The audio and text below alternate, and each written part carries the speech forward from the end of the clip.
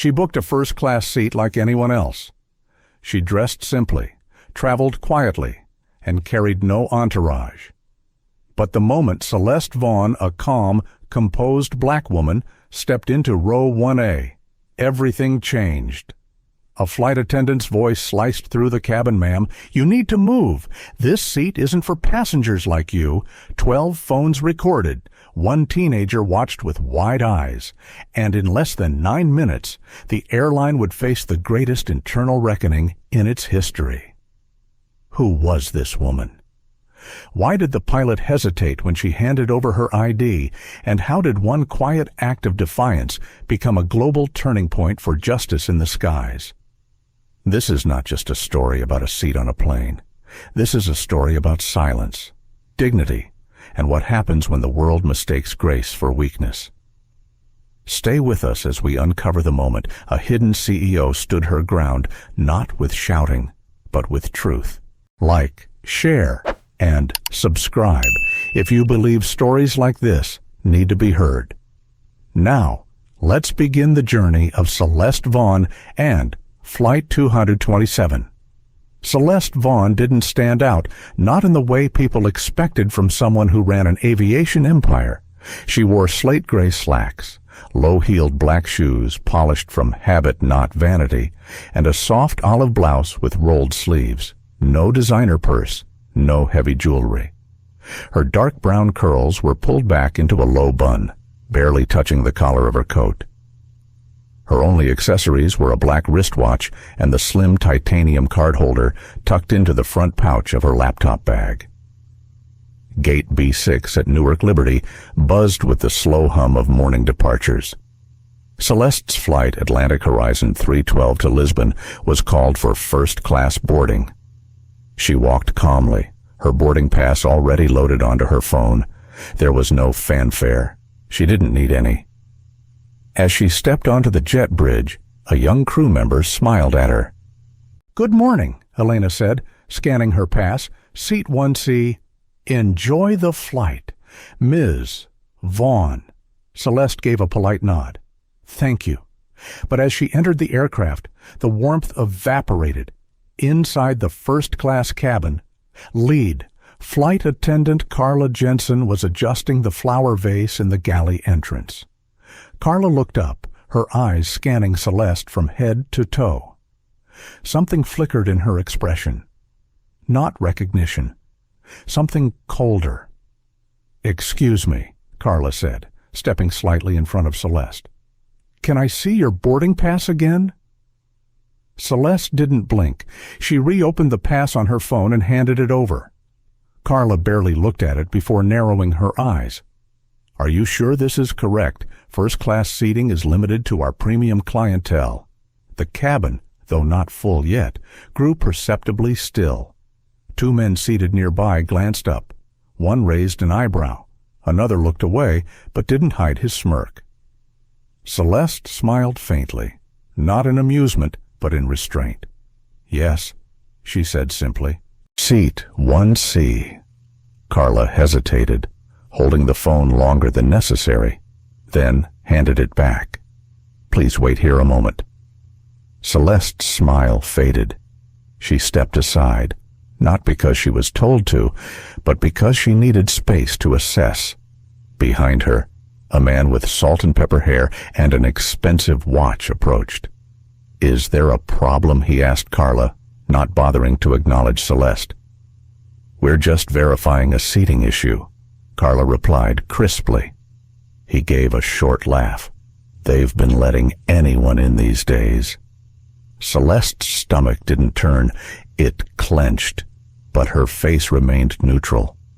Captain Miles Brewster stepped out from the cockpit at that moment, a tall, broad man with steely eyes. He radiated the kind of casual authority that didn't like to be questioned. "What's the holdup?" "Carla," he asked, his tone clipped. "Boarding pass check," she said, motioning toward Celeste. "Potential misassignment." Miles looked directly at Celeste for the first time. "You in the wrong seat, ma'am." His voice was flat, professional, but laced with an assumption. Celeste turned to face him. Her voice didn't rise. "I believe not. Captain, 1C. She gestured toward the seat behind him. He didn't move. "That doesn't look right," he muttered. Carla leaned toward him. "It's likely a glitch. She might have scanned an economy barcode that got cross-marked." Celeste could hear every word. She took a small breath, the kind that meant, "Here we go again." At 44, she had lost count of how many times she had been mistaken for not belonging. It didn't matter if she wore a suit or sneakers, if she carried a Samsonite or a Louis Vuitton. Some people would always look at her and see someone who was in the wrong section, but this time, she wasn't a law student. She wasn't fresh out of Howard. She wasn't here to prove herself. She was here because she built the plane, owned the airline, and employed every person standing in front of her. Yet here they were again, testing her silence. "Captain," she said calmly, "you're welcome to verify the manifest." "I'll wait." Her tone was almost too soft. He nodded and turned toward the cockpit. Carla gave her a practiced, tight-lipped smile. "We've just had a lot of misunderstandings this month," she said. "Security's very particular now." Celeste nodded once. As they should be. Carla didn't know what to say next. She moved back toward the galley. A teenage girl in seat 1A, Sadie Connors, watched the whole thing. Her AirPods were out, and her phone camera was on, angled discreetly from under a hoodie sleeve. She leaned toward her mother, whispering, "This feels wrong." The mother murmured something in return, but Sadie had already hit record. Behind Celeste, a businessman with a Bluetooth headset passed by, glanced over, and frowned. Celeste took a step closer to her seat and sat on the edge of it. Carla was back. "Actually, ma'am, we'll need to recheck your documents. If you wouldn't mind stepping into the galley for just a moment." Celeste didn't move. Her voice came low, but resolute. "No." Carla blinked. "No," she echoed. Celeste nodded slowly. "I'm in my seat. I'll stay here until you confirm otherwise." Captain Brewster returned, holding a printed manifest. He didn't look happy. "Seat 1C is registered to C. Vaughn." He looked at Carla. She looked flustered. Maybe it's not updated." Celeste looked at them both. "You're wasting time," she said. Carla stepped forward again. "I'm sorry, but until this is resolved, we'll need you to relocate to row 18. Someone 2 rows behind laughed under his breath. Celeste stood, not in anger, in decision. She reached into her laptop bag and pulled out a small black card, embossed in silver. She held it out, without a word. Carla stared at it, then scoffed. Anyone can print a card like that. The teenager in 1A zoomed in. The camera caught every word. The name on the card read, Celeste Vaughn, Chairwoman and CEO, Horizon Aviation Group, but no one believed it. Not yet. And Celeste. She wasn't ready to make them believe. Not yet. Because in exactly 9 minutes, they would have no choice. Celeste stayed seated. Her posture was still, unbothered, but her mind was mapping every angle of the moment. She was trained for this, not for confrontation, but for pattern recognition, escalation curves, and human behavior under stress. You don't run an international aviation group without understanding how people show you who they are before they realize they're doing it. Carla hovered nearby, clearly unsure whether to press again or retreat. Captain Brewster had stepped back into the cockpit, pretending to check final diagnostics, but the tension in his shoulders betrayed that he was still listening, watching. The hush in the cabin had evolved. It wasn't just quiet anymore. It was observant. Passengers weren't talking because they didn't want to interrupt what was becoming a spectacle, one that was still unfolding, one that was clearly making them uncomfortable. Row 2 was nearly full now. Sadie Connors across the aisle kept her phone angled low. The screen dimmed, but her camera still active. A few passengers behind her whispered, then fell silent when Carla walked past. Carla's voice, low and thin, returned as she leaned slightly toward the intercom near the galley. "Flight crew, we have a seat misalignment in first class. Passenger in 1C may need to be reallocated. Stand by for final ticket validation." The way she said it, calm but pointed, was deliberate. Every word was coated in insinuation. Passenger in 1C may need to be reallocated, not because she wasn't on the list, not because she was in the wrong seat, but because she didn't fit.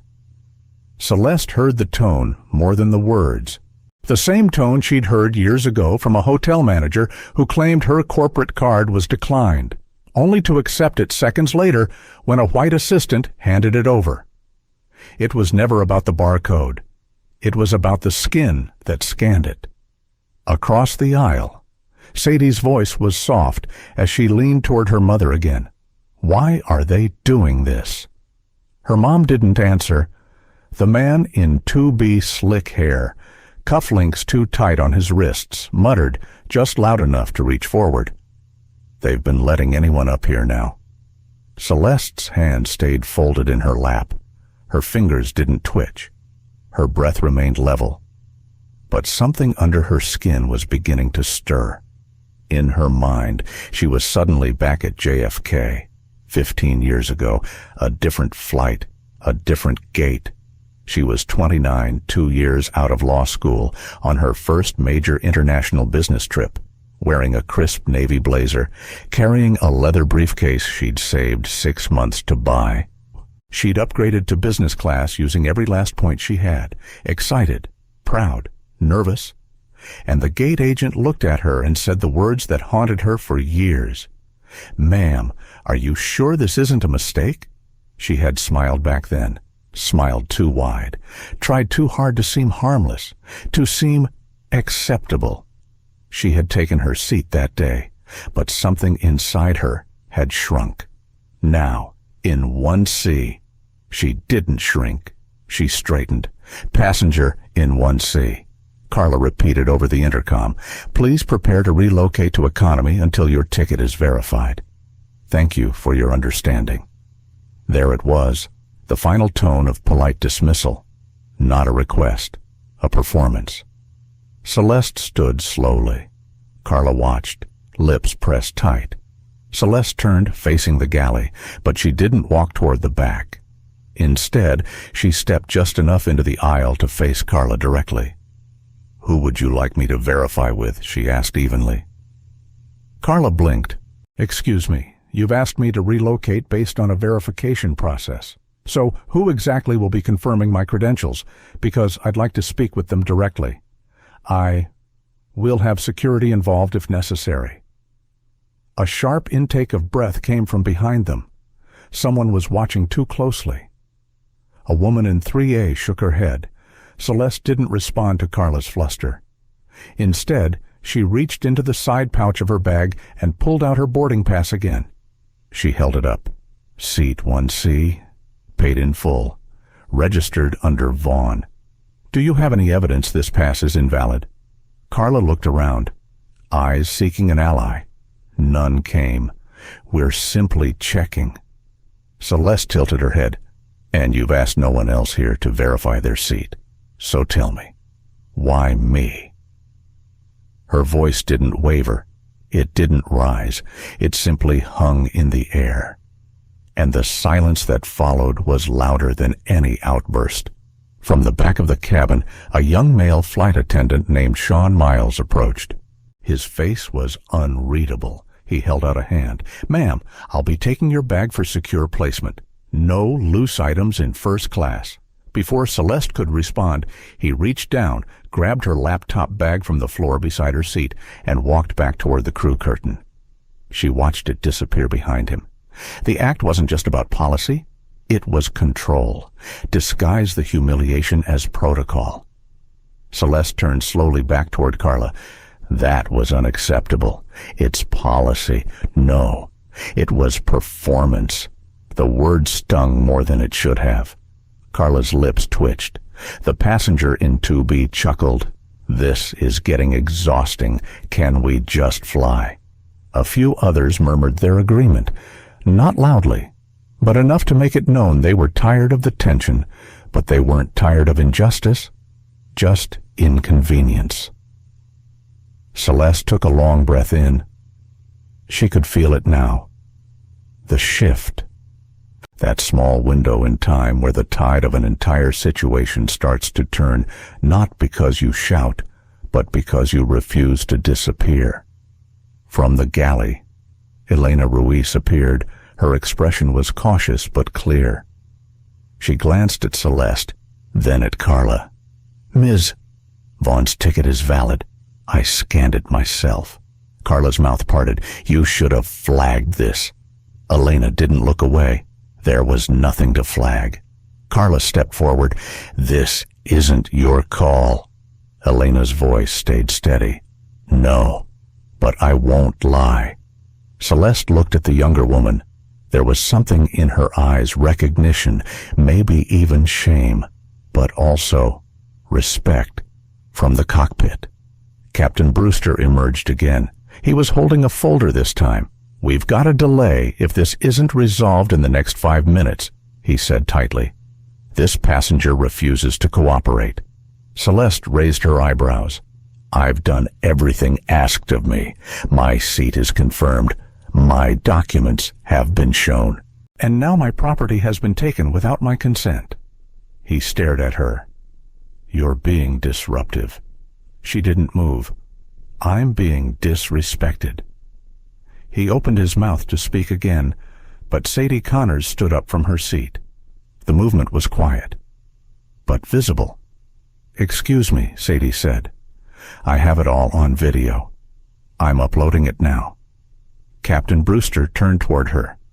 "You're not allowed to record on board." Sadie didn't flinch. "Then remove me too." Her mother pulled at her sleeve, but it was too late. The words had landed, and behind them, other passengers were now watching. Really watching. Not because of a disturbance, but because of a decision. Celeste's. Celeste didn't sit back down.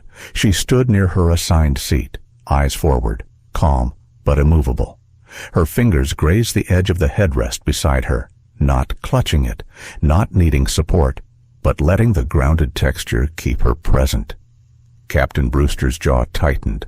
He turned without a word and walked back toward the cockpit, his steps sharp against the hush that had settled across first class. Carla looked around, unsure of her next move. She wasn't used to pushback, especially not from passengers who didn't fit her image of someone who belonged in 1C. Elena Ruiz remained by the curtain. She hadn't moved since standing up for Celeste. Her fingers curled around the tablet in her hand. Her eyes scanned Carla's face, and then the captain's retreating back. No one told her to step forward.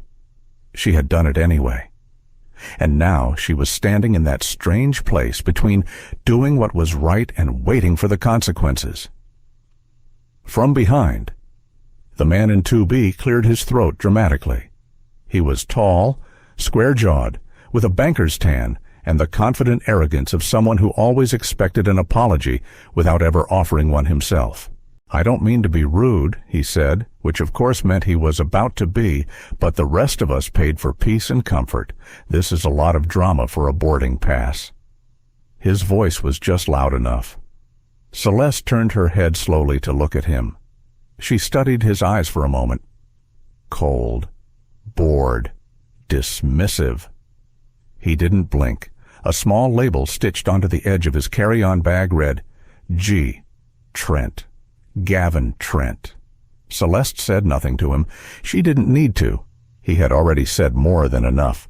Sadie Connors sat back in her seat and uploaded the video to her TikTok account, then again to her brother, who was in law school and followed several civil rights watchdog pages. Her hands shook slightly, not out of fear, but out of something else. Recognition. She knew, in that moment, that she was seeing something real, not a scene. Not a protest, just a person being told she didn't belong. even when she clearly did. Celeste exhaled slowly. In her chest, a familiar ache stirred. Not pain, not rage. Something older. Something that had waited years for permission to speak. It had started when she was 11. That year, her mother bought her a new yellow dress for her first solo flight to visit her aunt in Chicago. She had ironed it twice, laid it out the night before, told Celeste to smile at the gate agent, told her to say thank you, told her to be proud. The dress had ruffles and pockets. It made her feel brave. Older than she was.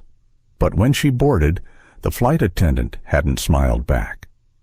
She had looked down at the girl in yellow and said, "Honey, are you sure you're not supposed to be in the back with the others?" The words weren't cruel on the surface. They were almost sweet. Almost. But Celeste felt the weight behind them. Even at 11, she knew what they really meant. The dress never left her suitcase again. That moment didn't make her bitter. It made her aware. And today, standing in front of seat 1C, she could feel that awareness rising again. Clearer, sharper. It reminded her why she built what she built, why she founded Horizon, why she fought for routes to cities other airlines ignored, why she made sure her hiring pipeline included HBCUs, tribal colleges, and first-generation graduates, because it wasn't about her dress, it was about their vision, and how easily people confuse visibility with value. Carla broke the silence with a clipped tone. "Ma'am, you've been asked to comply. If you continue to resist, the flight will be delayed." Celeste didn't flinch. "This seat is mine. There's nothing to comply with." Carla gestured toward the curtain. "We need to reconfirm your status with the gate." Behind them, Sean Miles reappeared. He walked past Elena, ignoring her, and carried a crew clipboard. "No match on today's flagged list," he said. Carla blinked. "She's not on the flagged list, no." "No irregularities logged under Vaughn." Carla frowned. "Could be a software delay." Elena shook her head. "There's no delay. It's clear." Sean lowered his voice. "Then why's she even up here?" The words weren't loud, but Elena heard them. So did Celeste. It wasn't just bias anymore. It was intent, and that made it systemic. Celeste turned toward Elena, her voice quiet but unwavering. "Elena, do you believe I belong in this seat?" Elena nodded slowly. "I do." "Then I'd like you to retrieve my bag." Sean stepped in. "Only lid crew may access secure bins." Elena didn't blink. "She's not a threat. Her credentials are valid." "You saw them," Carla hissed. "You're not in charge here." "No," Elena replied, her voice rising just slightly. "But I'm responsible for what I saw. And what I saw was dignity ignored." From the rows behind them, a murmur began. A middle-aged woman near row 4 looked around and said to no one in particular, "This doesn't feel right." A man in 3D added, "If she showed her ticket, why is this still happening?" Sadie whispered to her mother. "People are starting to notice." Her mother nodded, eyes still on Celeste. Gavin leaned forward again. "I'm sure she's just trying to make a point." Celeste looked toward him and spoke for the first time. "I don't need to make a point. I am the point." He scoffed. "Whatever you say." From behind the curtain, a small chime sounded. Carla turned, checked her tablet, and frowned. "Captain wants a final decision in 3 minutes." Elena stepped toward the galley. Celeste remained still. Then Carla said something that didn't land the way she thought it would.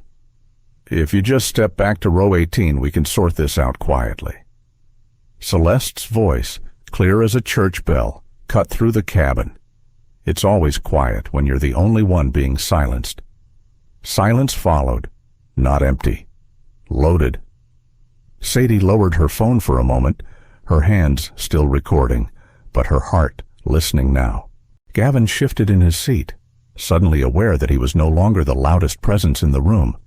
And Elena, standing in the galley now, reached into the bin and pulled out Celeste's laptop bag.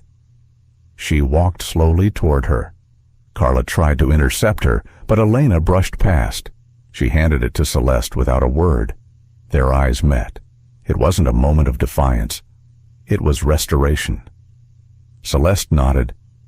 "Thank you." She opened the front flap and pulled out her credentials. The card was black titanium, embossed, sharp-edged, heavy.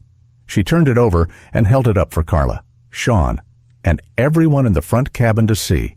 It read, Celeste Vaughn, Chairwoman and CEO, Horizon Aviation Group. And this time, no one laughed, because this time, they saw it. The weight of the card in Celeste's hand was more than metal. It carried memory, power, and every moment she had once been overlooked. Carla Jensen didn't reach for it. She didn't even pretend to take a closer look. Instead, she shifted her posture like someone preparing for a storm, but unsure from which direction it would come. "That proves nothing," Carla said, her voice brittle. "Anyone can order a fake ID online these days." Celeste lowered the card slightly, not to hide it, but to make a point. "You've had 3 chances to step back," she said calmly. "Each time, you chose escalation. That's not a misunderstanding. That's a pattern." Sean Miles stood behind Carla, arms folded tightly, jaw clenched. Elena Ruiz hadn't moved from her position beside Celeste, and now more passengers were watching with deliberate attention. Conversations had ceased. Eyes were no longer flicking away in discomfort. They were locked in, sharp and fixed. From the galley, a short beep sounded again. Carla tapped her tablet. Her lips thinned. "Captain says, proceed with protocol. If she won't relocate, security will intervene." Celeste slipped the card back into her bag and reached for her phone. She pressed a single button and brought it to her ear. "Camille," she said softly. "Go live." There was a pause. Then a composed voice answered on the other end. "We're already on it. The internal channel is activated." What level? Celeste didn't answer immediately. Her eyes moved slowly across the front cabin. She saw Gavin Trent glance at her, then roll his eyes again. He muttered something into his phone, likely a half-baked complaint about flight delays and overreactions. Celeste returned her focus to Carla. "Level 1 for now," she said into the phone. "Let them finish showing us who they are." Carla heard that. Her cheeks colored. "You're making a scene, ma'am." "No," Celeste replied. "You're making a mistake." The difference, she knew, was critical. At that moment, the cockpit door opened. Captain Brewster emerged with a sheet of paper in his hand and a look of restrained fury on his face. He didn't address Celeste. He turned to Carla. "Are we still not resolved?" "No, sir," Carla replied quickly.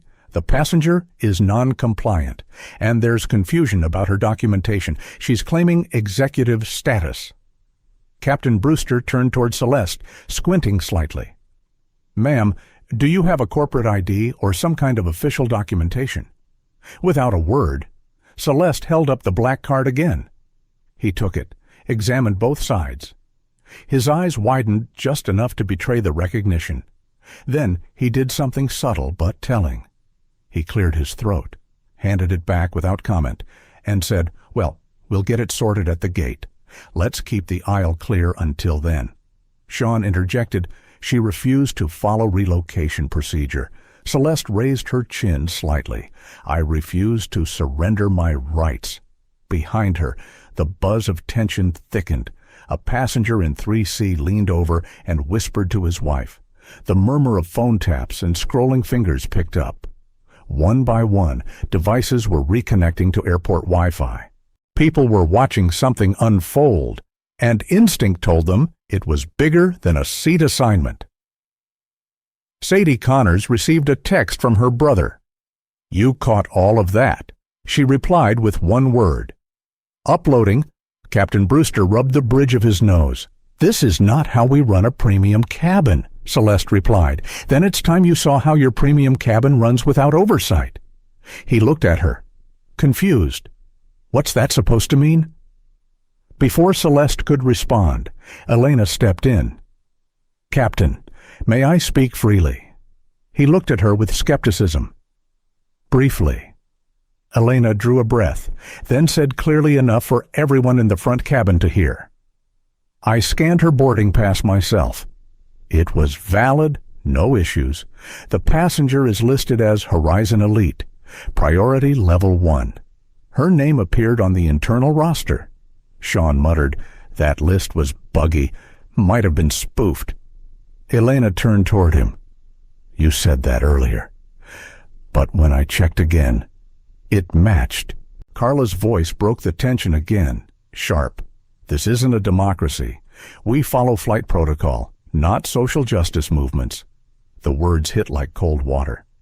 The man in 2D flinched.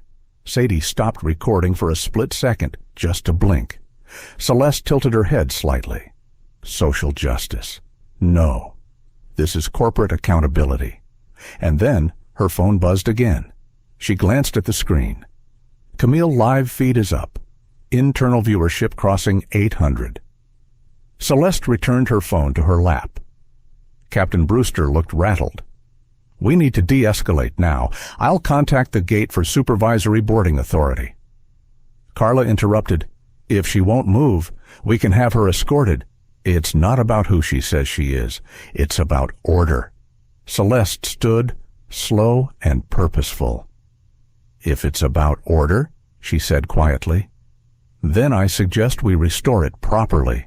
The captain blinked. "Meaning I'm invoking Horizon Internal Protocol 4A, Celeste replied. Carla scoffed. "That's not even a real thing." But Captain Brewster turned pale. "That's executive emergency policy. You don't have access to that." "I wrote it," Celeste said. And the words sank in, like an anchor finding the seabed.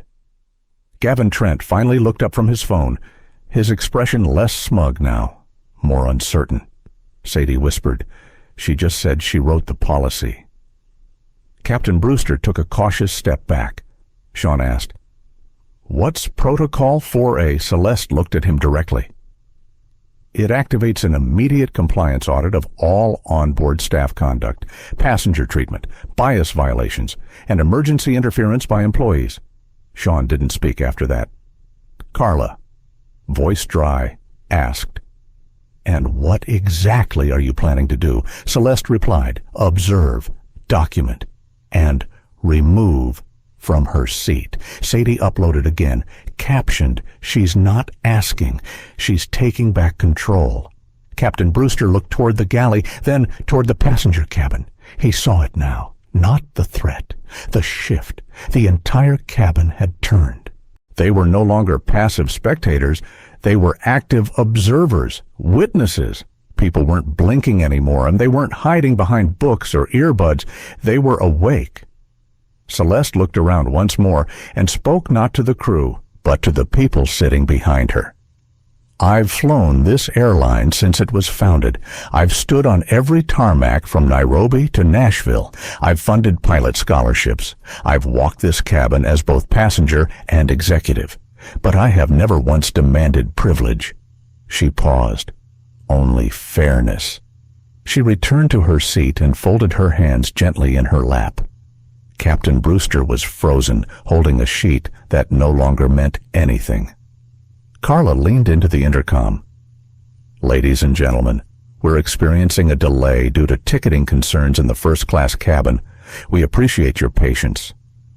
Elena yanked the mic from her. "That's a lie," she said. The tension didn't break. It crystallized. Carla turned to Elena, furious. "You're finished." Elena said nothing, because she already knew that wasn't true. Celeste had just changed the temperature of the room, and everyone could feel it. Carla's fingers trembled slightly as she set down her tablet. She could feel it now, the control slipping, like a rope unraveling one knot at a time. Her voice still carried, but the weight behind it had thinned. She turned sharply to Sean. "Get the supervisor at the gate. Now."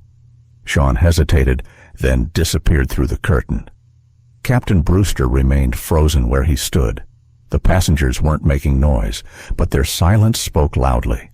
Dozens of eyes, phones angled discreetly, some screens already glowing with social apps open. Someone across the aisle had started live streaming. The moment was no longer confined to cabin walls. It was beginning to stretch. Celeste hadn't moved. She sat calmly in seat 1C, her laptop bag once again by her feet.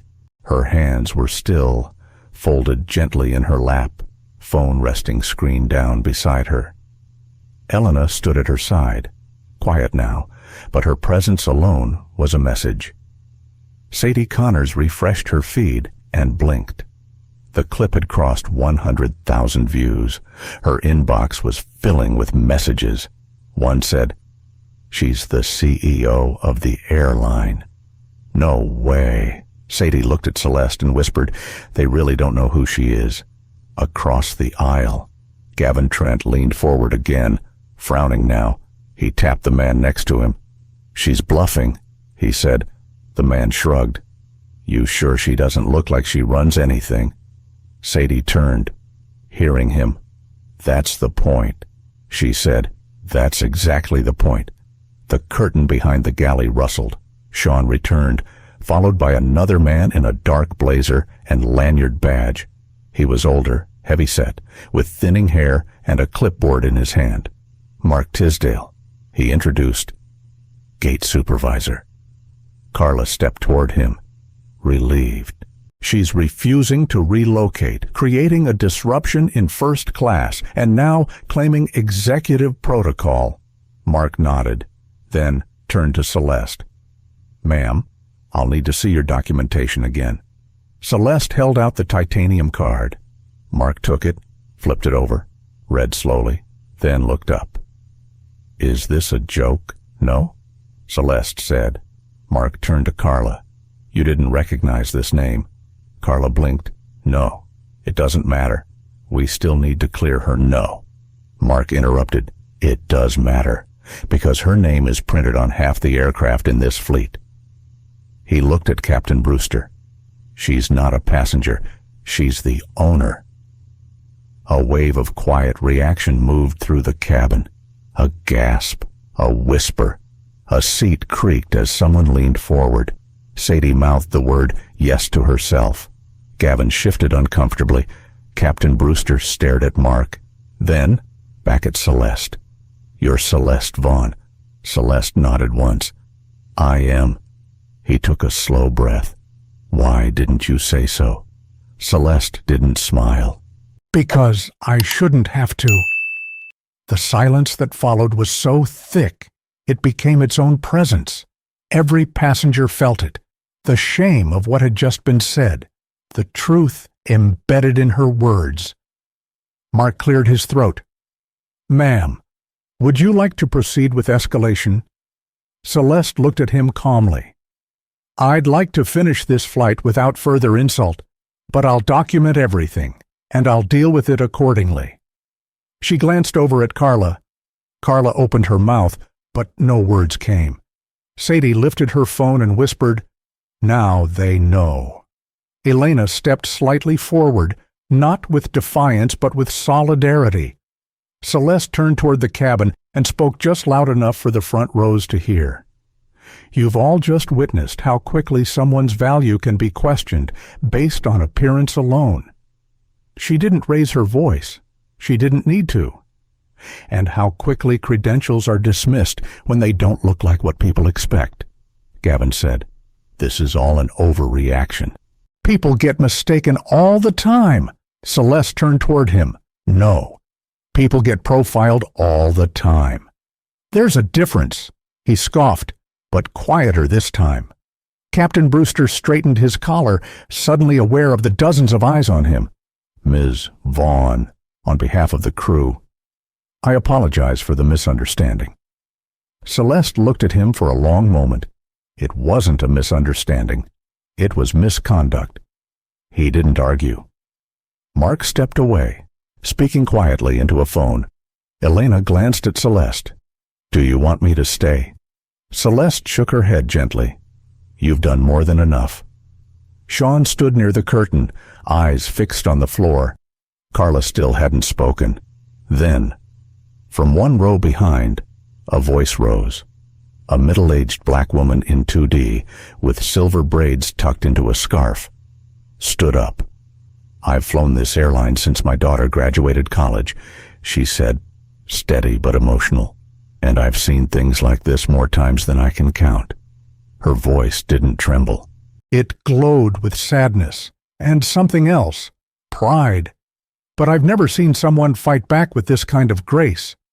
The cabin responded with soft applause, not loud, not theatrical, just honest. Sadie clapped. So did Elena. So did the man in 3A, who hadn't said a word until now. Celeste dipped her head slightly, then turned back toward Carla. Your intercom is still open, she said gently. You might want to turn it off. Carla looked down. Her hand reached for the control panel, slow and stiff. She flicked the switch. Her fingers were pale. Then she whispered, I didn't know who you were. Celeste answered softly, but you knew what I looked like. That was all. Mark returned and handed a folded document to Captain Brewster. We've received a preliminary report from Horizon Corporate. He said, internal protocol review is underway. Celeste took her phone and glanced at it. Camille's message appeared at the top of the screen. Viewers 1642, regional managers notified. Preliminary ethics file ready, awaiting authorization. Celeste typed back a single word, stand by. She placed the phone back on the armrest. Captain Brewster adjusted his sleeves, cleared his throat, then addressed the cabin. Ladies and gentlemen, we apologize for the delay. We'll resume boarding shortly. A low murmur of voices filled the space. Sadie whispered to her mom, This is going viral. Fast. Her mother only nodded. Celeste leaned back slightly into her seat. Not to relax, just to hold the moment. She had stayed calm. She had stayed grounded. And now the cabin had seen the truth. Not all of it, but enough. Enough to never look at Seat 1C the same way again. Celeste sat with her back straight, her posture unchanging even as the ripple of understanding spread through the cabin. There was no celebration in her eyes, only quiet clarity. She didn't want this power to feel like a spectacle. She wanted it to feel like accountability. Passengers were whispering again, not with skepticism this time, but with astonishment. The woman in 1C was no longer a stranger being interrogated. She was the CEO of the entire airline. She had been disrespected, and everyone had seen it.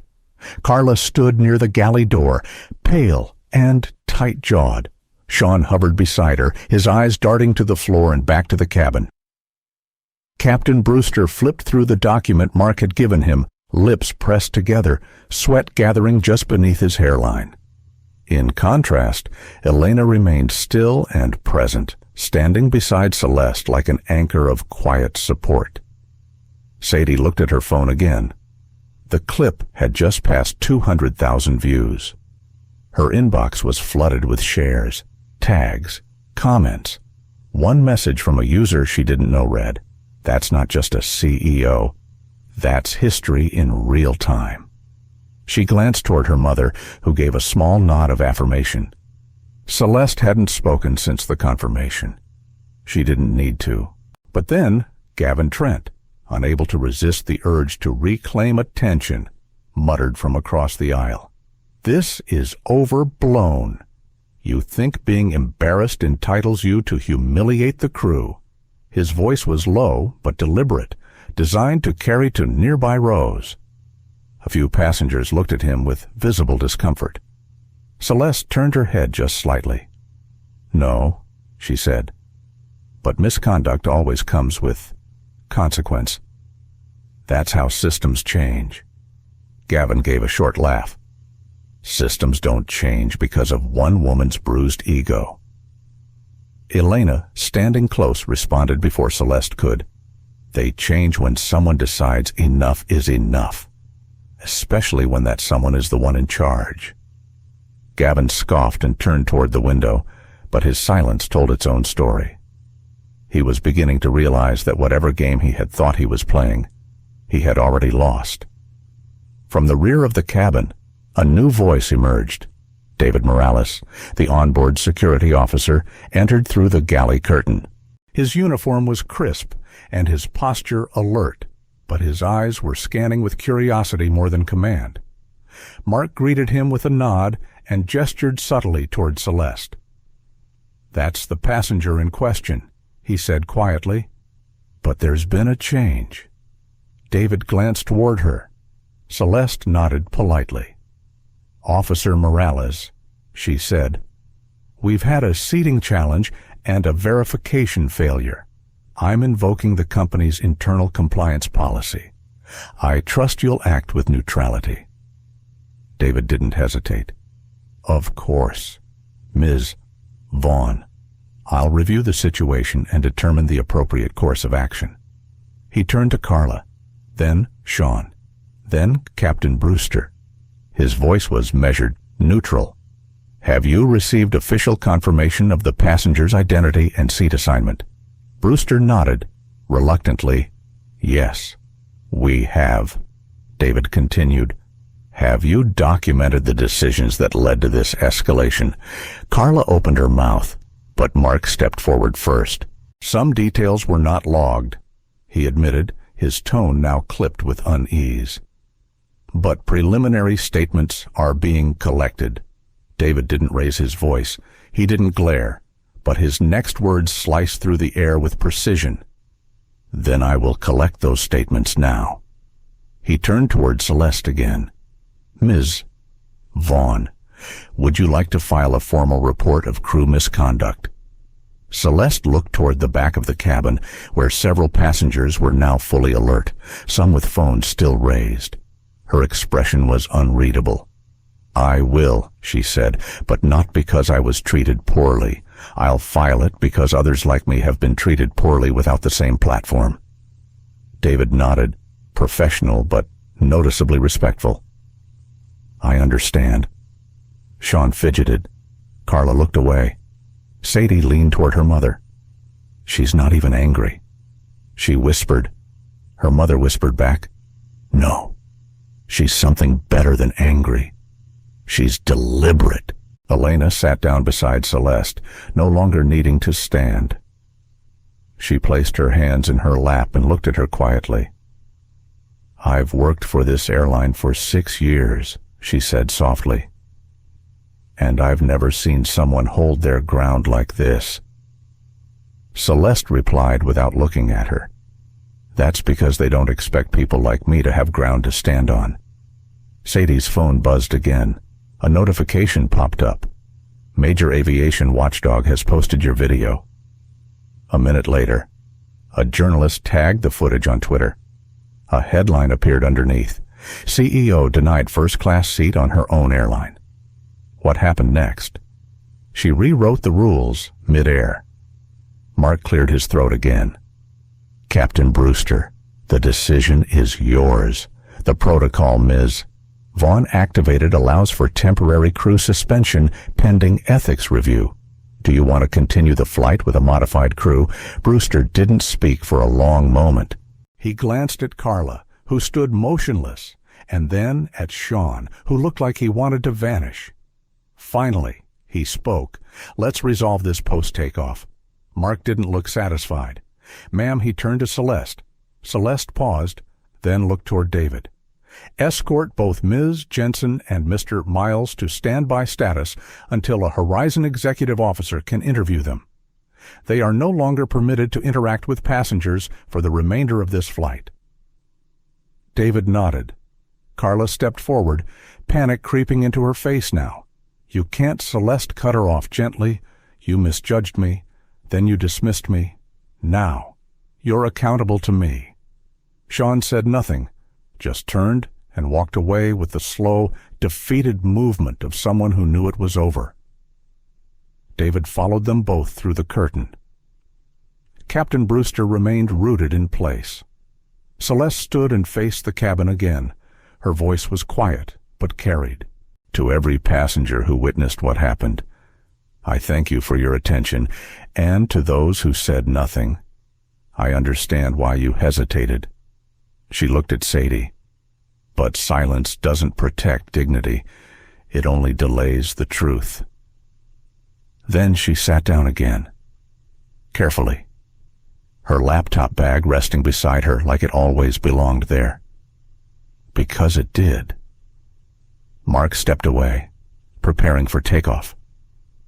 Elena returned to the galley to finalize paperwork, and for the first time since the boarding began, the front cabin felt still.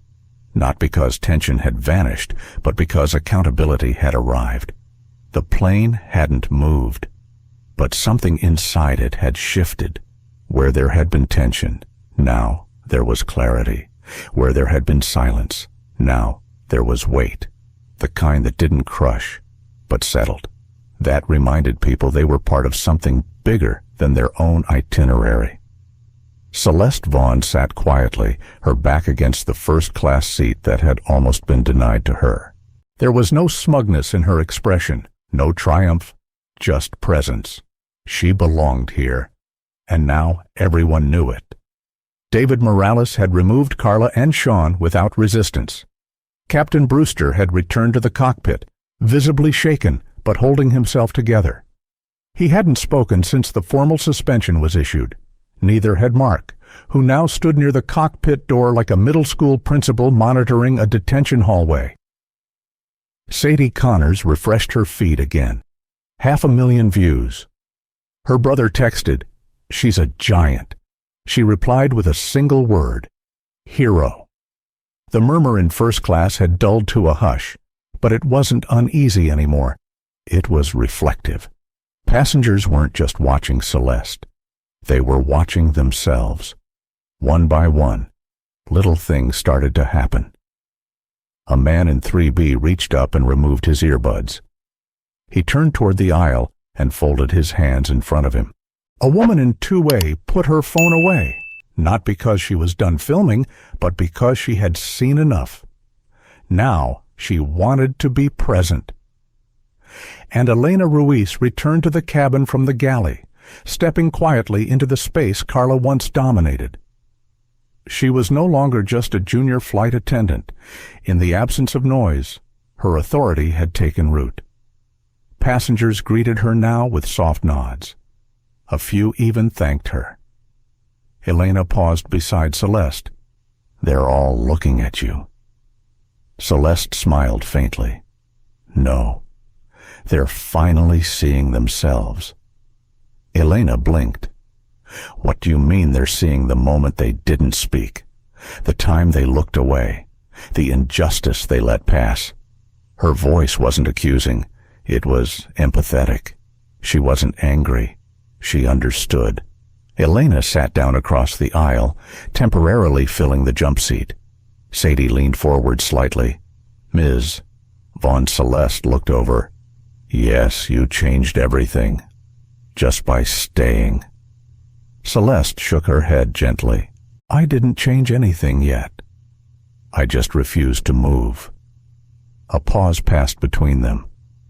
"But sometimes," Celeste continued, "that's where the change begins."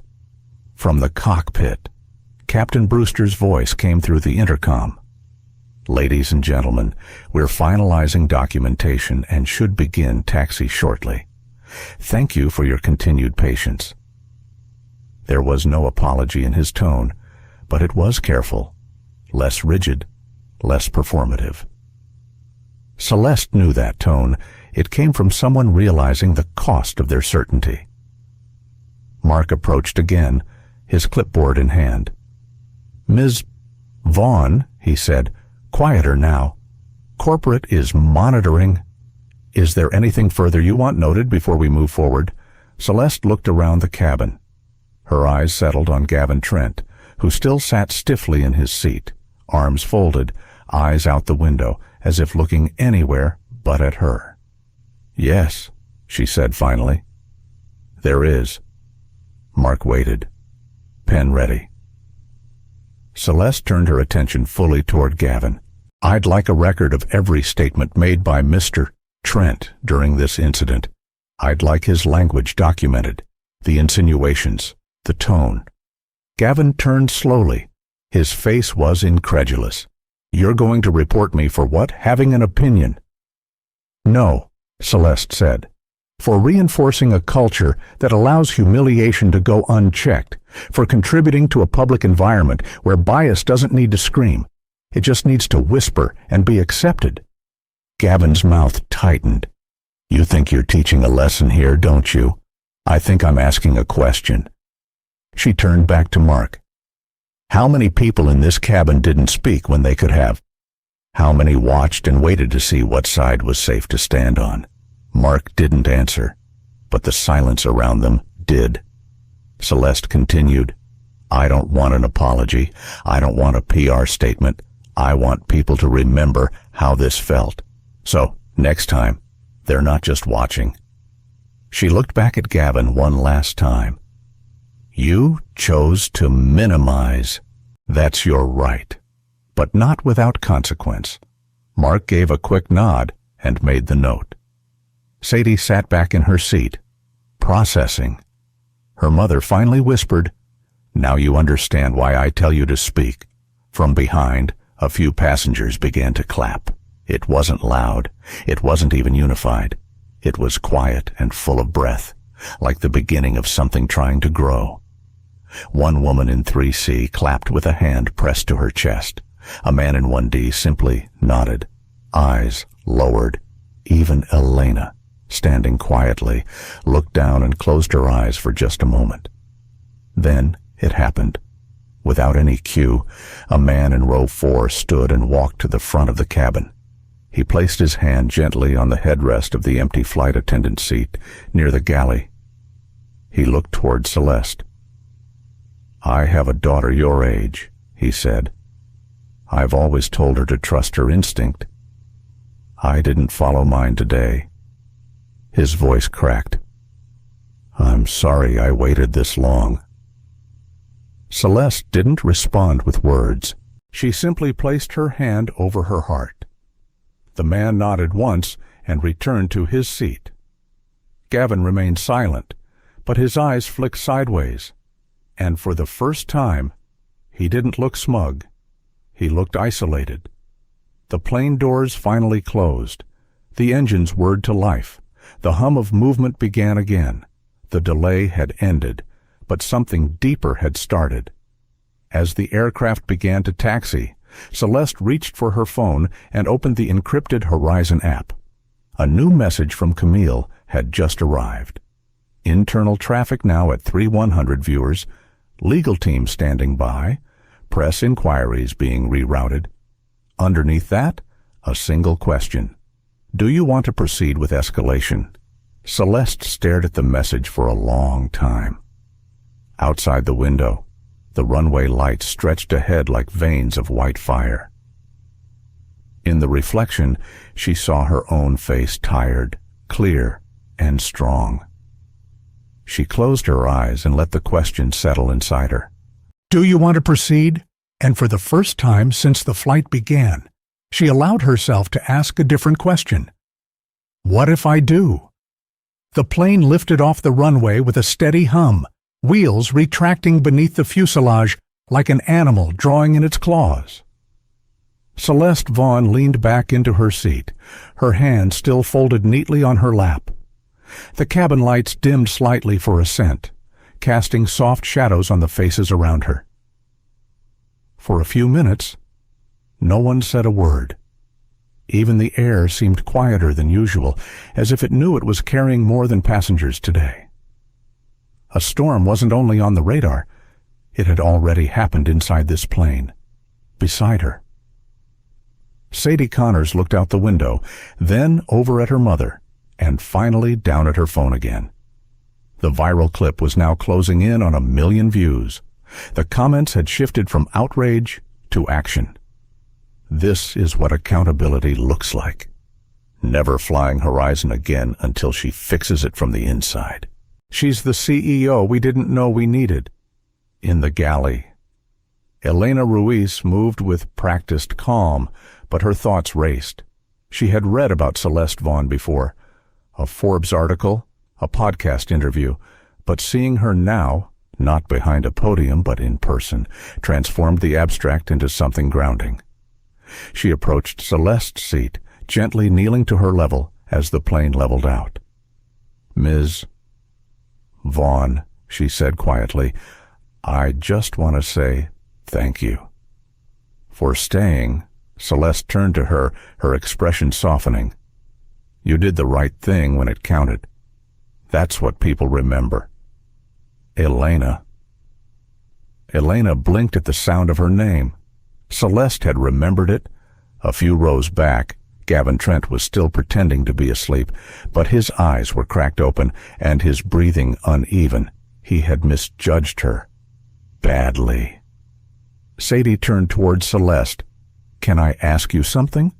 "Of course, when you were in boarding, and Carla was talking to you like that." "Why didn't you just tell them who you were?" Celeste paused, then answered truthfully. "Because I wanted to know how deep it would go." Sadie frowned, confused. "If I tell them I'm the CEO, they change their behavior, but only toward me. Not toward people who look like me, not toward those without a title." She leaned forward slightly, voice low and thoughtful. "I needed to see the full pattern, not just the surface correction." Sadie nodded slowly, absorbing every word. Her mother spoke gently beside her. "It takes courage not to swing back the moment you're hit." Celeste smiled faintly. "It takes even more to wait and let the silence do the speaking." The overhead lights brightened slightly. A chime sounded. "Ladies and gentlemen," Captain Brewster's voice came over the intercom again. "We've reached cruising altitude. Flight time to Atlanta will be approximately 1 hour and 47 minutes. Weather en route is stable, with minor turbulence expected." Stable. The word landed oddly in Celeste's chest. Her world hadn't felt stable for the past hour, and maybe that was the point. She unlocked her phone again. A message from Camille had just arrived. "Escalation confirmed. Media teams aligned. Ethics Review Board convening Monday." "Do you wish to make a statement from the aircraft?" Celeste didn't reply right away. Her fingers hovered above the screen. She was tired, not physically, but deeply. The kind of tired that came from watching patterns repeat themselves while people insisted the fabric had changed. Elena returned briefly, offering drinks. Most passengers declined, still suspended in thought. Celeste accepted a ginger tea. When Elena handed it to her, their hands brushed a small, human reminder in a world of corporate layers. "Thank you," Celeste said. Elena hesitated, then leaned in slightly. "I have a sister," she whispered. "She wants to be a pilot. We grew up thinking the sky was only for certain people." Celeste met her eyes. "It's for her, too." Elena swallowed. "Because of you. She'll believe that now." Then she moved on. Celeste stared at the swirling tea in her cup. She wasn't thinking about her next meeting, or the shareholder call, or even the viral footage. She was thinking about her father. He had worked in baggage handling for 22 years, had seen passengers step over his hands without a glance, had told her stories of how the polite ones were the ones who simply said thank you when he lifted their luggage with sore arms. She was thinking about the last thing he said to her before she took the CEO position. "Don't just change the view from the top. Change the staircase." The staircase had never been the problem. It was who was told they didn't belong on it. Another message popped up on her screen. Pilot would like to speak to you. Privately. Ready to come back. Celeste looked up. Brewster was standing at the cockpit door, motioning gently. She stood, walked down the narrow aisle, and slipped past Elena into the galley. Brewster stepped aside to let her enter the cockpit. Inside, the view was wide, cloudless, glowing blue, the kind of view that looked calm even if your hands were shaking. He gestured toward the co-pilot seat. Please. She sat, didn't buckle. Brewster remained standing. I owe you an apology, he began. Not as a pilot, as a person. Celeste waited. I didn't question their assumption. I didn't ask why they were challenging you. I just backed it. He sighed. Because it was easier. Celeste didn't let him off the hook. It usually is. He nodded, accepting the truth. I've flown with Carla 10 times. She's confident, but she's also dismissive, especially toward women of color. I noticed it. I said nothing. Now his voice cracked. I don't want to be that kind of captain anymore. Celeste looked out the window. A jet stream cut across the sky in the distance, a reminder of how far and fast things could travel. Then don't be, she said quietly. But remember, change isn't an apology. It's action. He nodded again. I'll stand with you when we land. If there's press, if there's backlash, I'll say what happened. Celeste turned back toward him. Then we'll walk out of this plane the right way. She stood to leave. And, Captain, yes, the sky isn't the only thing we need to navigate better. She left the cockpit. When she returned to her seat, several passengers looked up, not with curiosity anymore, but with quiet admiration. Sadie smiled. Even Gavin glanced up. But this time, his gaze didn't linger. He knew. The flight was still only halfway done, but Celeste had already begun to rewrite its legacy. Celeste Vaughn sat back down, fastening her seatbelt as the plane cruised through a patch of light turbulence. The sky outside was serene, but inside her chest, the storm hadn't quite passed. The hush that had followed her return from the cockpit held steady. There was no applause, no whispered gasps. Just that heavy kind of silence, the kind that only comes after someone says the thing everyone else was afraid to admit. Sadie Connors leaned toward her again, her teenage curiosity now tempered by something softer. Reverence. Maybe. What did the pilot say to you? Celeste glanced toward the closed cockpit door. Her expression was unreadable for a moment.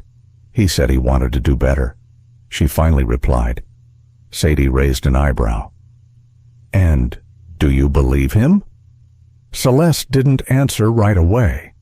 People don't change because they feel bad, she said eventually. They change when they feel responsible. The words didn't come with anger.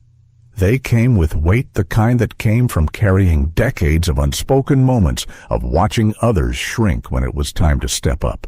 In the seat behind them, Gavin Trent cleared his throat loudly, as if trying to remind everyone that he still existed. But no one turned around. Celeste picked up her phone again. A fresh notification from Camille Board has issued formal response, full authority, granted for on-site resolution. HR lead standing by at ATL gate. Another message followed right behind it. News outlets requesting official statement before landing. You can defer or speak. Celeste stared at the screen. For a long time, she didn't type. Her mind drifted not back to Carla's outburst, or Sean's silence, or even Gavin's smirk. It went further back, to her first solo flight, not as a CEO, as a passenger. She had been 21, flying coach, holding a tiny black leather planner in her hands. A man had mistaken her for a student athlete and asked her if she needed help filling out the customs form. She had smiled politely, but it stuck with her. Not because he was cruel, but because he saw a category, not a person. Now, 21 years later, she was the category people didn't want to believe in. The outlier that made the rules look flawed. She looked up and found Elena standing in the galley, watching her. The young flight attendant gave her a small, brave nod. Celeste nodded back. A soft chime rang from the overhead speakers. "This is your captain. We are currently 30 minutes from our initial descent. I'd like to thank everyone again for their patience today." A beat. "And for their integrity." That last word hung in the air like a challenge. Then, the intercom cut off. Celeste let out a quiet breath and turned to Sadie. "Tell me something," she said. "What do you want to do when you grow up?" Sadie blinked at the question. "Like career?" Celeste nodded. "I want to design games," Sadie said quickly. Then hesitated. "But not like violent ones. Games where people have to make hard choices, where being kind actually helps you win." Celeste smiled. "You'd be surprised how rare that is in real life, too." Sadie grinned, but her smile faded a little. She glanced down at her phone. "People keep commenting that you should fire everyone on this plane," she said, "even the passengers who didn't say anything." Celeste looked out the window again. The clouds had shifted now, casting long shadows over a bed of sunlight. "No," she said softly. "That's not justice. That's revenge." She turned back to Sadie. "Justice means giving people a mirror. Revenge just gives them a reason to look away." Sadie didn't respond, but her silence was thoughtful, not unsure. From the back of the cabin, someone stood up, a tall man in a gray blazer and salt and pepper beard. He took a step into the aisle, his eyes fixed on Celeste. "I didn't say anything earlier," he said, "but I should have." Celeste turned in her seat. The man swallowed. "I've worked in HR for 30 years. I've written policy statements about diversity, equity, all of it. And today, I watched it happen, and I froze." He looked down, ashamed. "I just want to say, thank you for not freezing." Celeste didn't smile, but her eyes warmed. "What you do after this flight," she said quietly, "matters more than what you did during it." He nodded and slowly returned to his seat. One by one, other passengers began to shift in their seats. Not nervously, not guiltily, just differently, as if they were being asked to show up in a way they hadn't considered when they boarded. From the other side of the cabin, a woman in a sharp blue suit, aisle 1D, raised her hand. "Ms. Vaughn, I'm with the National Transportation Board," she said. "I wasn't on duty, just traveling, but I saw everything. If you'd like a witness report filed, it would be my honor." Celeste blinked. For the first time in over an hour, she felt something unfamiliar rise in her chest. Gratitude, not for being seen, but for being stood with.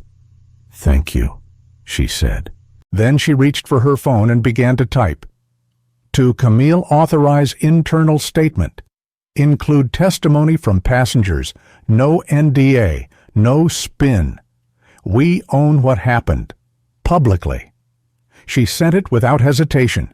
There would be backlash, headlines, debate, but there would also be one thing she'd learned to fight for: clarity.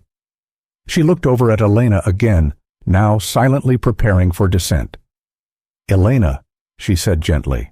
The young woman turned. "When this flight lands, you'll be debriefed. There'll be press, executives, pressure. I can't promise they'll make it easy." Elena nodded slowly. "I didn't choose easy," she said.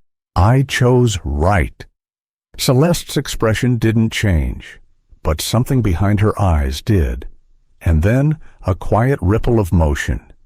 Passengers, almost instinctively, began to sit up straighter. Seatbelts clicked. Phones were silenced. The cabin prepared. But it wasn't the usual preparation. It was the kind of quiet people adopt when they know history just touched down beside them. The kind of quiet before a truth lands. The seatbelt sign turned on with a low ding. As the plane descended through the clouds toward Atlanta, Celeste didn't rehearse a speech. She didn't scroll through the footage. She closed her eyes and whispered something her father once told her in a quiet moment before her very first interview. Even in the sky, stand on your own ground. The first jolt of the plane dipping toward descent felt different this time. It wasn't just altitude, it was gravity, and not the physical kind. Celeste Vaughn opened her eyes. The clouds had thinned, giving way to the Atlanta skyline in the distance, a jagged silhouette of ambition, contradiction, and legacy. As the aircraft glided lower, the engines humming with subtle force, the cabin was quiet. Not the bored silence of ordinary travel, but a held breath as if the entire flight knew something had shifted since takeoff. And now everyone was waiting to see where it landed. Celeste checked her phone one last time. The team had already prepared a short press memo. Camille had marked it optional, but Celeste knew what that really meant. The media was at the gate. Shareholders were watching. Her silence would be interpreted, twisted, weaponized. But she wasn't worried about perception. She was concerned with truth, how much of it she was willing to carry through the jet bridge, and how much the world was ready to hear. Sadie, sitting beside her, was no longer on her phone. She was just looking at Celeste. "You're really going to do it, aren't you?" Celeste turned toward her. "Do it, walk out of this plane and say exactly what happened, without sugarcoating it." Celeste nodded gently. "If I don't, someone else will rewrite it." That's how these stories get buried, not by lies, but by edits. Sadie looked out the window again, her reflection faint against the glass. "My mom always tells me not to cause trouble. She says there's a cost to being the loud one." Celeste didn't flinch. "She's right." Sadie turned, surprised. "There is a cost," Celeste continued, "but there's also a cost to silence. We just don't get to see the receipt until much later." The girl nodded slowly. From the front of the cabin, Captain Brewster's voice returned, clear and steady.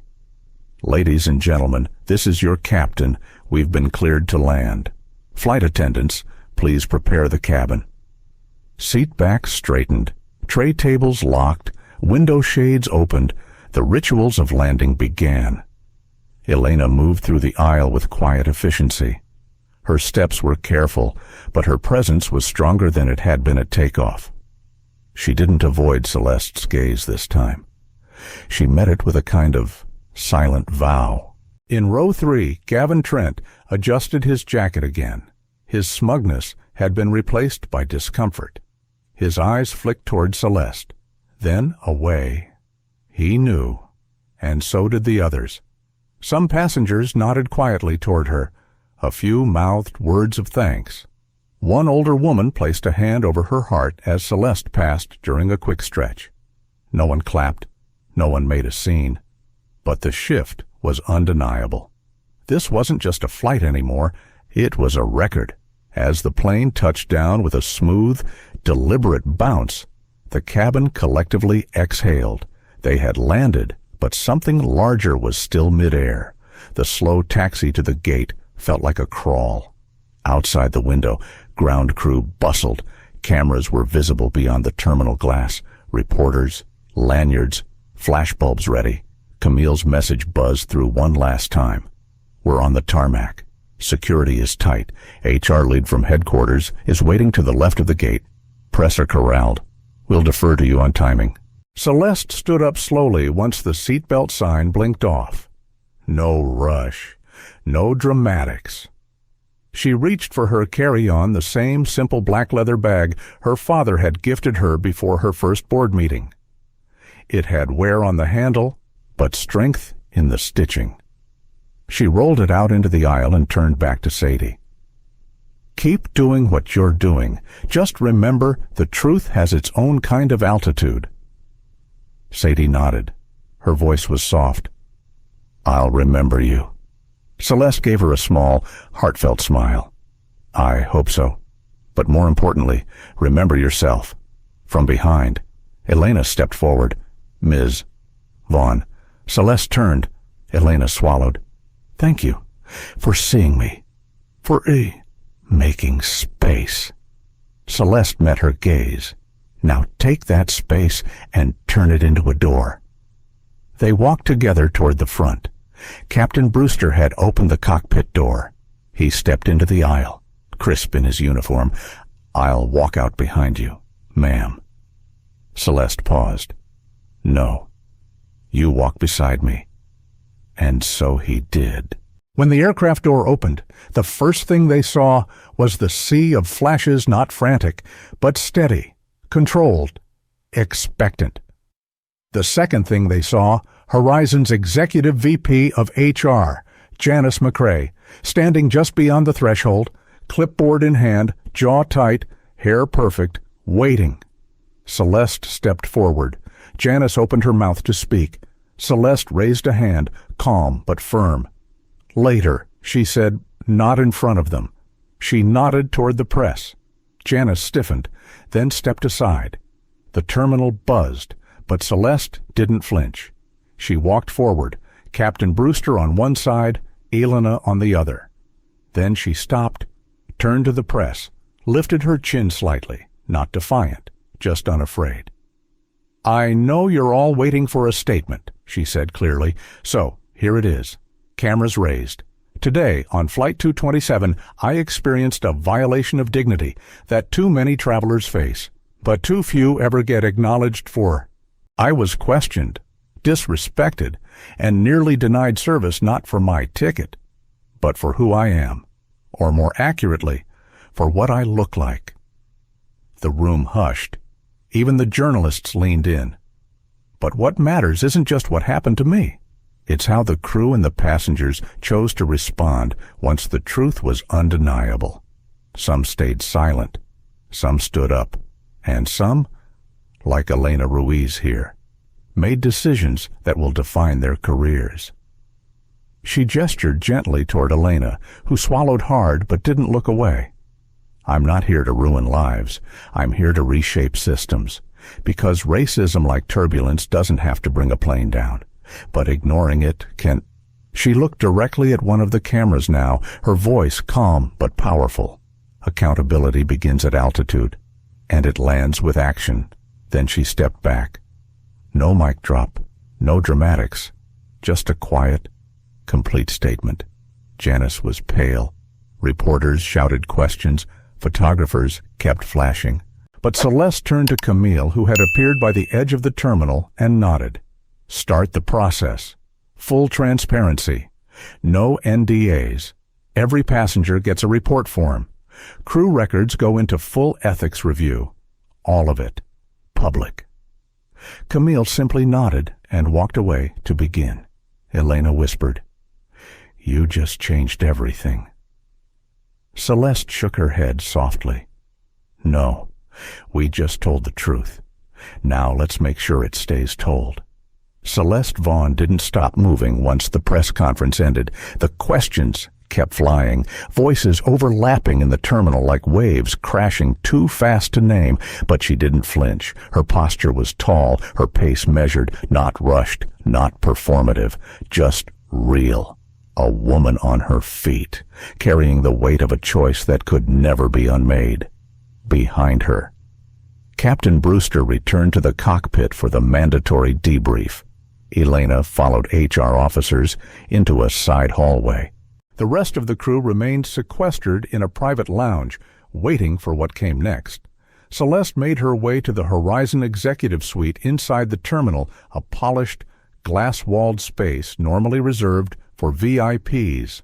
Now it felt like a holding room before a trial.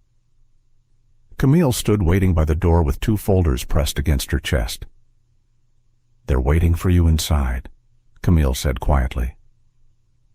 Celeste glanced at the glass where she could just make out silhouettes, 3 board members, 2 legal officers, and Janice McCrae, pacing near the far wall. "I'll go in alone," Celeste said. Camille hesitated. "You don't have to." "I do," Celeste replied. "They need to see I'm not here to be managed." She stepped inside. The moment she entered, the room shifted. Janice stopped pacing. The others looked up. Silence followed. Celeste walked to the end of the long walnut table, the head seat, and remained standing. One of the legal officers, Mitchell Crane, an older man with tired eyes, cleared his throat. "Celeste, thank you for meeting with us so quickly. We understand this has been a difficult flight." Celeste folded her arms gently. "It's been an honest one." Janice stepped forward, trying to take control. "You gave a statement to the press without prior clearance from corporate communications," she began. "There's concern that may expose the company to reputational and legal risk." Celeste met her eyes. "Reputation isn't damaged by honesty. It's damaged by avoidance." Janice bristled. Board member Marla Chen leaned forward. "Celeste, none of us are here to punish you, but we need to understand the scope of what's happened. You suspended 2 senior flight attendants mid-flight. You engaged with the press personally. And now there are calls from national watchdog organizations to open an external inquiry." Celeste didn't blink. "And what would you prefer I had done?" "Waited until the crew deboarded, buried the footage, settled quietly with NDAs and travel credits." Crane shifted uncomfortably. Another board member, Jamal Reyes, finally spoke. "I watched the live feed." He said, "All of it. And I'll be honest, what I saw wasn't a breakdown.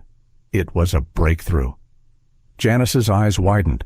"Jamal, no," he said. "Let me finish." He looked at Celeste. "I've been on this board 5 years.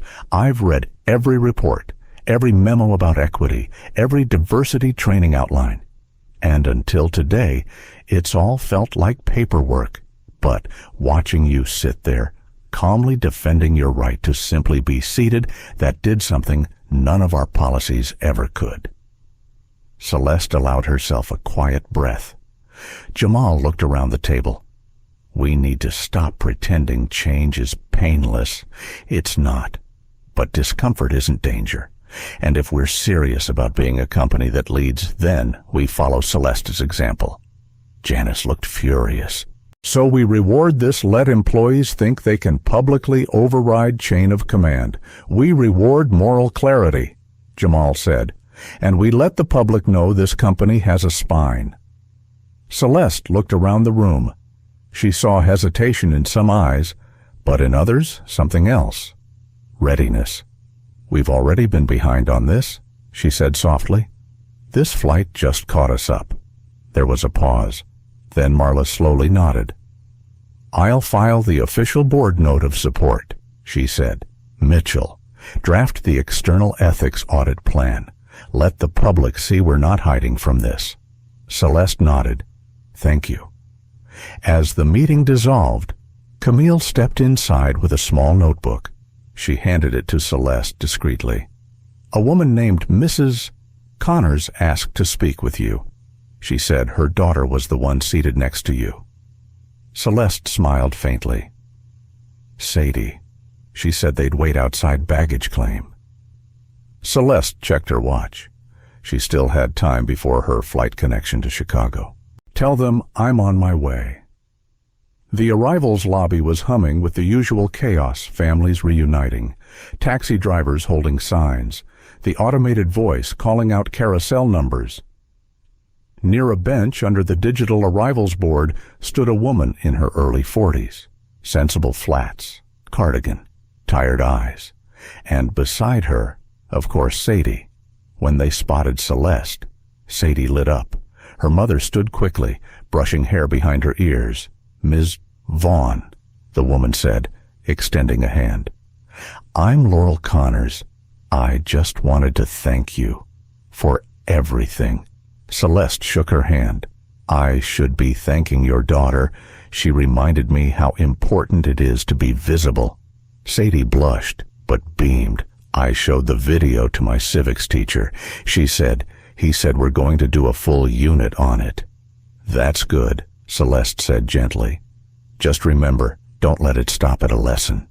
Laurel hesitated, then said quietly, if you ever, I don't know, speak at schools or mentor, I'd love for Sadie to hear you again. Even once, Celeste looked at the girl, the one who had filmed, asked questions, stayed present. I think we'll be hearing from her sooner than you think. They exchanged goodbyes. As Celeste turned toward the exit, her phone buzzed once more. A final message from Camille Federal Aviation Review confirms no violations on your part, but they've requested you submit a formal outline of proposed reforms for airline conduct and passenger protection. Celeste stared at the screen, then smiled to herself. She would write it tonight, not as a formality, but as a new flight plan. The automatic doors opened in front of her. Sunlight poured in through the terminal glass, scattering gold across the floor. She rolled her suitcase behind her, lightly, steadily, like a woman who knew exactly how much she carried and chose to carry it anyway. Celeste Vaughn stood at gate 18A, waiting. Her new flight to Chicago hadn't begun boarding yet. The departure screen above the counter still blinked with the usual white-on-blue calmness. On time. She liked this part of the journey, not the flight itself, but the pause before, the transition, the moment you're between what was and what comes next. A space to breathe. Across the waiting area. No one noticed her now. No cameras, no whispers, no tense stares, just people reading, scrolling, napping, the quiet ordinariness of travel. And somehow, that felt like victory. Camille sat a few chairs away, laptop open, typing up the press release draft. She looked up every few minutes, watching for Celeste's signal. But Celeste wasn't in a rush. She thought about her father again, his voice still living somewhere in the corners of her memory. Power doesn't always wear a suit, he once told her. Sometimes it wears silence. Sometimes it sits alone in row 1A and waits for the world to catch up. She smiled. She'd waited long enough. Just then, a soft ping came from her phone. A message from Elena Ruiz. Thank you again. I spoke to my union rep. They're opening an internal equity inquiry. Quietly. But it's starting. Celeste replied with only 3 words. Keep it going. She slipped her phone away and looked out the window. The runway stretched out in the distance, bright under the Atlanta sun. Jets took off and landed like clockwork metal birds, carrying their passengers and their untold stories. What had happened on Flight 227 was no longer just her story. It had become a mirror, a crack in the surface that let something brighter through. She could feel it now, the shift, not in the world yet, but in herself. And that was always where change began. A gate agent approached discreetly. Ms. Vaughn, we'll begin pre-boarding shortly. You're welcome to board any time. Celeste nodded, but didn't move. Give me a few minutes, she said softly. The woman smiled. Of course. As she turned back toward her seat, Camille quietly asked, "What now?" Celeste tilted her head slightly, watching a young black mother guide her son toward the water fountain. "We rewrite the policy," she said. "We do the audits. We publish what most companies would bury. We take the heat." Camille nodded, and then Celeste looked at her. "We climb." The word hung in the air like a promise. They didn't speak for a while, just sat in silence, together, like they had at the beginning of this day, before the turbulence, before the viral video, before truth demanded its seat at the table. Suddenly, a woman's voice came from behind them. Ms. Vaughn. Celeste turned. A young woman, maybe early 20s, dressed in the polished navy uniform of a gate supervisor, stood holding a small envelope. "This came for you at the airline's internal desk, from a former crew member. He asked it be delivered personally." She handed it to Celeste and stepped away. Camille raised an eyebrow. Celeste opened it. Inside was a short, handwritten note. "Ms. Vaughn, I know I failed you. I didn't speak up when I should have. And silence, as you showed us all, is a decision too. I don't ask for forgiveness, but I do promise this: I won't stay silent again. Respectfully." Sean Miles. Celeste folded the note slowly and placed it in her bag. "Didn't see that coming," Camille said. Celeste smiled faintly. Maybe that's the point. People don't change until someone shows them how. A boarding chime sounded overhead. Group 1 was called. Celeste rose. Her heels clicked softly against the terminal tile as she walked toward the boarding lane. She didn't feel heavy anymore. Not like she did at the start of Flight 227. Now she felt grounded. And at the same time, ready to rise. The jet bridge was quiet. No reporters, no fanfare, just the sound of her steps, echoing softly in the narrow corridor. A new flight, a new crew, and still the same truth, carried in her steps. As she entered the aircraft, the lead flight attendant greeted her warmly. "Welcome aboard, Ms. Vaughn. We're honored to have you." Celeste returned the smile. "I'm honored to be seen." She settled into seat 1A again. Same seat, different flight. But everything had changed. A man in 1B looked at her curiously. He recognized her, you could tell from the way he adjusted his posture. But he said nothing, just nodded respectfully, and that, too, was enough. She looked out the window. The wings shimmered under sunlight. The engines rumbled awake. A new altitude awaited, and this time the skies would carry her name with honor, not suspicion. The door closed. The plane pushed back, and Celeste closed her eyes, not to rest, but to reflect, because somewhere, on some other flight, a woman like her might be quietly defending her right to exist in a seat she paid for. And if this story reached her, maybe she'd remember she wasn't alone. She never was. She didn't raise her voice. She didn't slam her briefcase down or demand respect. She simply held her ground, and the entire airline industry felt the tremor. Celeste Vaughn didn't just defend her right to sit in seat 1A. She reminded us all that true power doesn't need permission to exist. This story wasn't about one woman. It was about all the passengers who've ever been judged before they spoke, about every seat that was denied, not by mistake, but by bias, about what happens when someone finally says, "Enough." By the time the plane touched down, the crew was gone, policies rewritten, and a quiet revolution had begun mid-air. But ask yourself this: how many others go unnoticed every day? How many stories like Celeste's never get filmed, never get heard? Let's not stay silent. Drop a comment below. Have you ever experienced something like this? Don't forget to like, share, and subscribe, because every voice matters. And here on our channel, we promise we don't just tell stories. We tell the truth that finally got its seat. See you in the next video.